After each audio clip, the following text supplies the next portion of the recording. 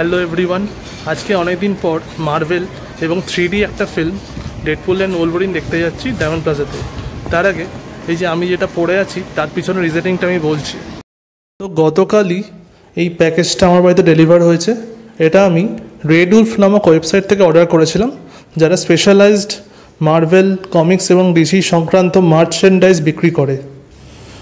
কারণ আমি ওলভারিনের ছোটোবেলা থেকেই হার্ডকোর ফ্যান, আর প্রথমবার এই শার্টটা দেখেই আমার খুব পছন্দ হয়ে গেছিলো, তাই কিছু না ভেবেই আমি অর্ডার করে ফেলেছিলাম এবং লাকিলি সিনেমা দেখার আগের দিন ডেলিভার হয়েছে। থর 4-এর পর আমি মার্ভেল খুব একটা ফলো করতাম না, মানে ফিল্মসের দিক দিয়ে, এমনি সিরিজগুলো দেখতাম। মার্ভেলের কিছু কিছু কাজ রিসেন্টলি খুবই খারাপ কোয়ালিটির হয়েছে, তাই মার্ভেল থেকে লোকের ইন্টারেস্ট চলেই গেছিলো। আর কখনও আমি ভাবিনি যে ডেডপুলের জন্য এত এক্সাইটেড থাকবো আমি, যতক্ষণ না আবার মার্ভেল স্টুডিওস বা ওলভারিন ফেরত এলো। ডায়মন্ড প্লাজা মানে পিভিআর সিনেমাস আমার বাড়ির খুব কাছেই, তাই বিকেল 5:30টাতে শো থাকা সত্ত্বেও বন্ধুদের সাথে মিট করে 5টার পরেই বাড়ি থেকে বেরোলাম। সকলেই সিনেমাটা দেখার জন্য এক্সাইটেড ছিল, তাই নিজেদের স্কুটি করেই যাওয়ার সিদ্ধান্ত নিলাম। টাইম মতো পৌঁছে গেছি এবং চিরাচরিতভাবে মার্ভেলের সেই ফেমাস ইন্ট্রো দিয়ে সিনেমা স্টার্ট হলো। এই সিনেমার ডিউরেশন মোটামুটি 2 ঘন্টা 8 মিনিটের এবং সেটা একটা ডিসেন্ট রান টাইম।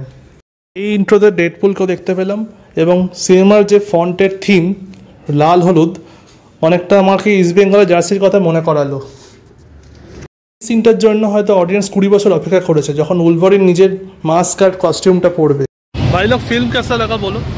সেরা হয়েছে, তুমি বলো। হালকা ঝুলে গেছে। তো সবেমাত্র সিনেমা শেষ করে একটু রিফ্রেশমেন্টের জন্য বাইরে এসেছি।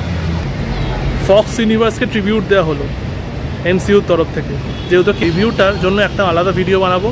আর এই যে এতগুলো ক্যামিও আছে এই সিনেমাটার মধ্যে, সেটার জন্য আমি আলাদা ভিডিও বানাবো, যাতে আপনারা বুঝতে পারেন কোন কোন ক্যামিও কোন কোন সিনেমার সাথে লিঙ্কড।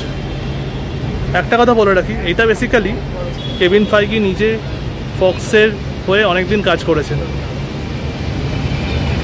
তো see you, tata, bye by.